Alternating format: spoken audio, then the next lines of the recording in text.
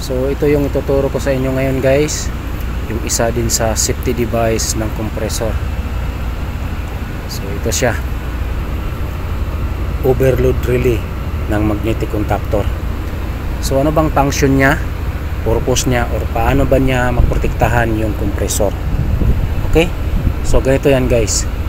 Ito siya, meron din siyang calibration, kung ilang ampere lang yung kaya niyang i-handle. So ito siya 50 ampere, ayan o. Pero ngayon nakaset tayo ng 45. So ngayon, paano ba niya maprotektahan yung compressor? Ganito yan guys. Yung power supply ng magnetic contactor coil, naka-series din yan dito, ayan o, kita nyo. Punta yan dun sa magnetic contactor coil.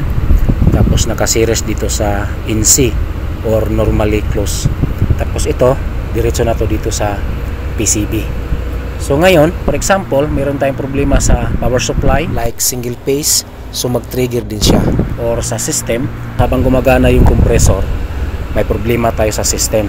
Nagka-problema yung liquid line filter dryer or yung TXB natin or yung expansion valve. Habang gumagana yung compressor guys, pag may problema yung liquid line filter dryer at saka yung expansion natin, tataas yung pressure ng condenser coil. Pag tumaas yun, tataas yung load ng compressor. Ibig sabihin, pag tumaas yung load ng compressor, tataas din yung running ampere niya. Okay? Kaya dito, nakaset tayo ng 45. Yung maximum running ampere ng compressor is 45. So ngayon, pag umiksi dun sa 45 yung running ampere ng compressor, mag-trigger siya. Okay? Pag trigger niya, itong normally close, magiging normally open. So ibig sabihin, ma-switch off niya itong magnetic contactor. Itong magnetic contactor, ito yung nagbibigay ng power supply ng compressor. It means ma-switch off din yung compressor. Okay? So hindi niya hayaan na gumagana yung compressor na sobrang taas ng running ampere ng compressor.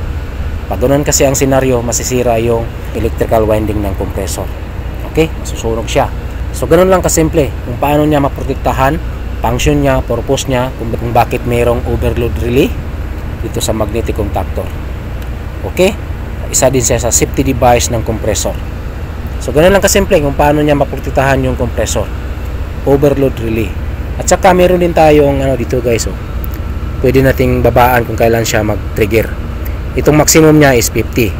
So mayroong 42, mayroong 43. So depende kung ilan yung running ampere ng compressor or yung maximum running ng compressor, pwede nating babaan, pwede nating mataasan.